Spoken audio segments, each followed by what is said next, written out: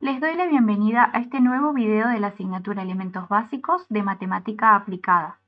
Vamos a seguir explorando conceptos que nos van a ayudar a entender mejor los datos y a tomar decisiones más informadas en el ámbito agropecuario.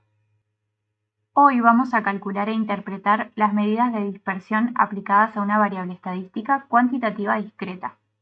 Por eso es importante que antes de avanzar hayan visto el video anterior sobre medidas de posición para este mismo tipo de variable, ya que vamos a continuar desde allí y muchos de los conceptos que usamos hoy se apoyan en lo que ya vimos. Las medidas de dispersión, también conocidas como medidas de variabilidad, nos ayudan a entender qué tan dispersos o concentrados están los datos en torno a un valor central. En este video nos vamos a enfocar en 5 medidas: el rango intercuartílico, la varianza, el desvío estándar y el coeficiente de variación. Para hacerlo, retomamos el ejemplo que ya trabajamos en el video anterior sobre medidas de posición.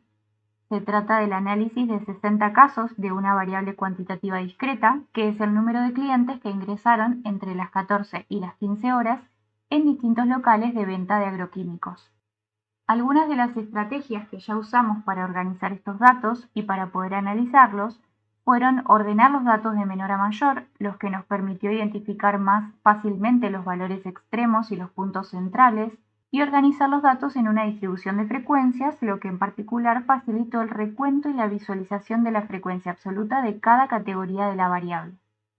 Además, usamos gráficos estadísticos, como el diagrama de barras y el diagrama de caja, que nos ayudaron a representar visualmente la distribución de los datos y detectar algunos patrones. Ahora, con toda esta base, estamos en condiciones de avanzar con el análisis de la variabilidad. Vamos a comenzar con dos medidas de dispersión bastante intuitivas, el rango y el rango intercuartílico. El rango se calcula como la diferencia entre el valor máximo y el valor mínimo observado. En este caso es 7 menos 0, lo que da un rango de 7. Esto significa que entre los distintos locales que conformaron la muestra, la cantidad de clientes que ingresan entre las 14 y las 15 horas varía como máximo en 7 personas. El rango es una medida sencilla, pero nos da una primera idea del despliegue total de los datos. Ahora pasemos al rango intercuartílico, que se calcula como la diferencia entre el tercer y el primer cuartil. En este caso 4 menos 1, lo que da un rango intercuartílico de 3. Este valor indica que el 50% central de los locales recibe entre 1 y 4 clientes entre las 14 y las 15 horas. Es decir, que la mitad de los locales tiene un flujo moderado de clientes, lo cual indica que ese rango de 3 clientes concentra la mayor parte de los casos y que la dispersión en ese grupo no es tan grande. Esta medida es útil porque se concentra en el comportamiento más frecuente y no se ve afectada por los extremos que toma la variable. Vamos ahora a calcular la varianza, una medida que nos permite conocer cuán dispersos están los datos con respecto al promedio. Para hacerlo partimos de los 60 datos originales, es decir, la lista completa de los valores observados para la variable número de clientes. Lo que vamos a hacer es tomar cada uno de esos valores, restarle la media aritmética, que en este caso es 2,18, y luego elevar al cuadrado esa diferencia. Por ejemplo, el primer término del cálculo será 7 menos la media de 2,18 elevado al cuadrado. El segundo término es 2 menos 2,18 elevado al cuadrado, y así sucesivamente hasta llegar al último término que ocupa la posición 60 en la serie de datos, que es 4 menos la media de 2,18 elevado al cuadrado. Una vez obtenida esta suma total, que en este caso es 493, se divide entre n-1, es decir, 60 menos 1, que es 59, para obtener la varianza muestral de 3,51. Es importante tener en cuenta que como en cada término estamos restando valores que representan cantidades de clientes, el resultado de esa sustracción sigue estando en clientes, es decir, la unidad de medida es cliente. Y al elevar al cuadrado cada una de esas diferencias, las unidades también se elevan al cuadrado. Es por eso que decimos que la varianza se expresa en clientes al cuadrado, lo que es una consecuencia directa del cálculo y de su estructura matemática. Ahora, en vez de trabajar con la lista completa de los 60 datos, vamos a simplificar el cálculo utilizando la distribución de frecuencias. Como la variable tiene 8 categorías, que van del 0 al 7, sabemos cuántas veces se repite cada valor en la muestra y podemos trabajar con solo 8 términos en la suma cuadrática, cada uno de los cuales estará multiplicado por la frecuencia absoluta correspondiente. Es decir, que vamos a elevar al cuadrado la diferencia entre cada categoría y la media, y luego multiplicar ese valor por la frecuencia absoluta de esa categoría. Esto simplifica muchísimo el cálculo. Por ejemplo, el primer término corresponde al valor 0, que tiene una frecuencia absoluta de 14. El siguiente término será para el valor 1, con su frecuencia absoluta de 12, y así sucesivamente. De esta manera, al usar la distribución de frecuencias, evitamos la necesidad de trabajar con cada uno de los 60 datos y facilitamos el proceso obteniendo el mismo resultado para la varianza. El valor de 3,51 clientes para la varianza muestral se interpreta diciendo que la dispersión cuadrática de la cantidad de clientes que ingresan a los locales con respecto al promedio es de 3,51 clientes cuadrados. Aunque el resultado de la varianza sea 3,51 clientes cuadrados, y eso suene raro porque los clientes no pueden fraccionarse, ni mucho menos cuadrarse, en realidad no estamos contando personas individuales, sino midiendo cuánto varía la cantidad de clientes en promedio, y esta es simplemente la forma que toma esta medida en el lenguaje de la estadística.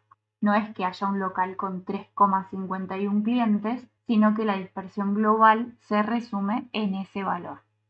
Como consecuencia de la dificultad de interpretación de esta unidad cuadrática, lo que hacemos es determinar el desvío estándar, simplemente calculando la raíz cuadrada de la varianza que ya hemos calculado. Entonces, si la varianza es 3,51 clientes al cuadrado, al calcular su raíz cuadrada obtenemos el desvío estándar, que es aproximadamente 1,87 clientes.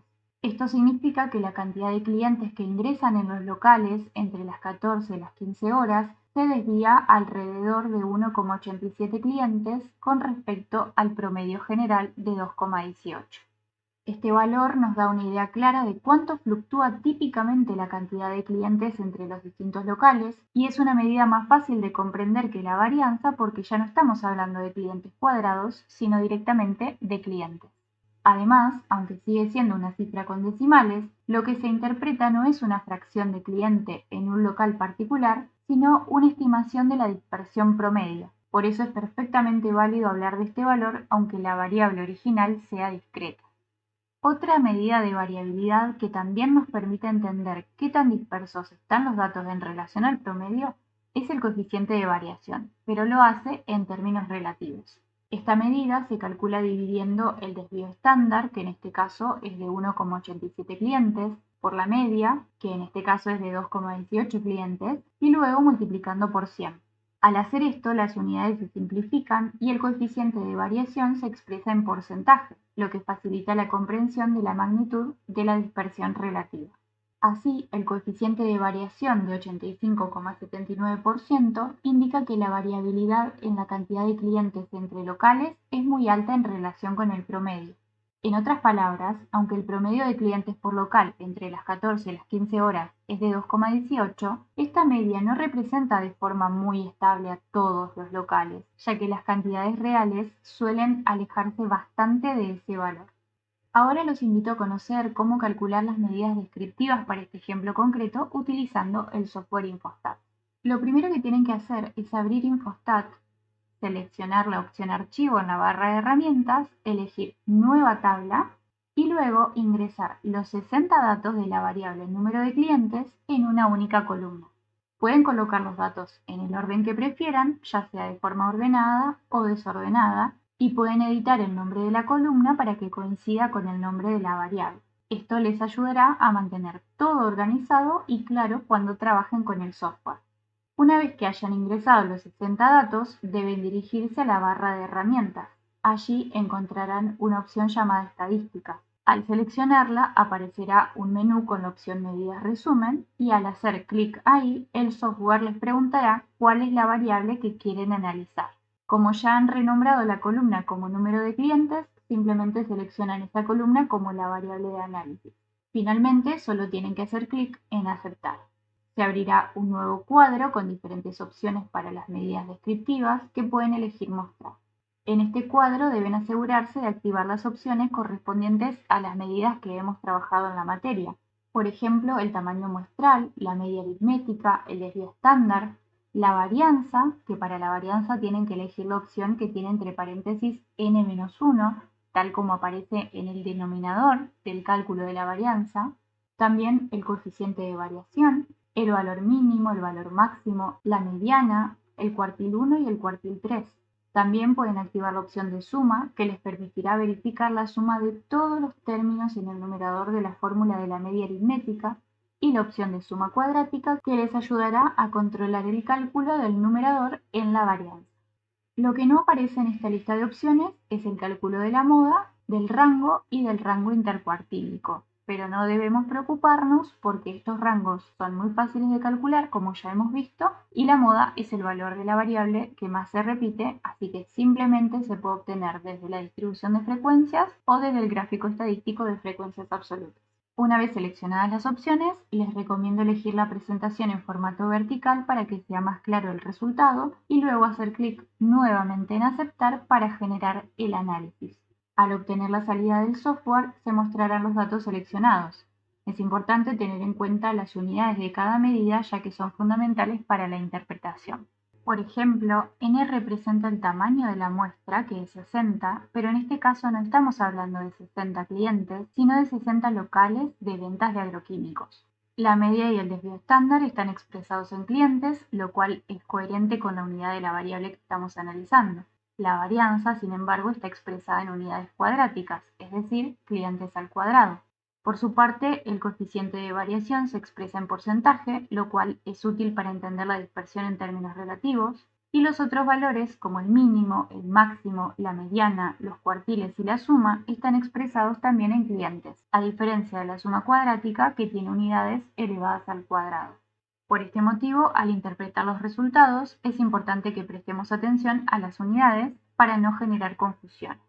Para concluir, podemos decir que al conocer las medidas descriptivas que hemos analizado, tanto las de posición como las de dispersión, podemos obtener una comprensión más profunda de los datos que recopilamos. Este tipo de análisis no solo nos ayuda a resumir la información, sino que también es fundamental para tomar decisiones informadas. Por ejemplo, en este problema en particular podemos decir que, aunque el número promedio de clientes que ingresan en los locales de agroquímicos entre las 14 y las 15 horas es de 2,18, este valor no representa de manera uniforme el comportamiento de todos los locales. Por un lado, el rango total es de 7 clientes, lo que muestra una amplitud importante. Hay locales que no reciben ningún cliente y otros que reciben hasta 7. Sin embargo, esta amplitud extrema no refleja cómo se comporta la mayoría. El rango intercuartílico, en cambio, nos dice que el 50% de los locales tiene entre 1 y 4 clientes, lo que señala una dispersión más acotada para el grupo central. Esta medida no se ve afectada por casos extremos como los locales con 0 o 7 clientes. Por su parte, la varianza y el desvío estándar confirman que la dispersión general no es baja. En promedio, cada valor se aleja 1,87 clientes del promedio. Y cuando miramos la variabilidad en relativa, el coeficiente de variación del 85,79% nos indica que esta dispersión es muy alta en relación con el valor medio, lo que refuerza la idea de que la media aritmética no es una buena medida resumen si se la utiliza por sí sola. En conjunto, estas medidas nos muestran que la cantidad de clientes en ese horario es muy variable entre locales y que no conviene tomar decisiones basadas únicamente en la media sin considerar cómo se distribuyen los datos. Como futuros profesionales en el campo agropecuario, su capacidad para integrar correctamente los datos y utilizar medidas como las que discutimos aquí será una competencia fundamental para resolver problemas reales y tomar decisiones estratégicas. Hasta aquí llegamos en este video. Si algo no quedó claro o quieren repasar conceptos, pueden volver a reproducirlo, dejar sus comentarios o escribirme por cualquier consulta. Seguimos trabajando juntos.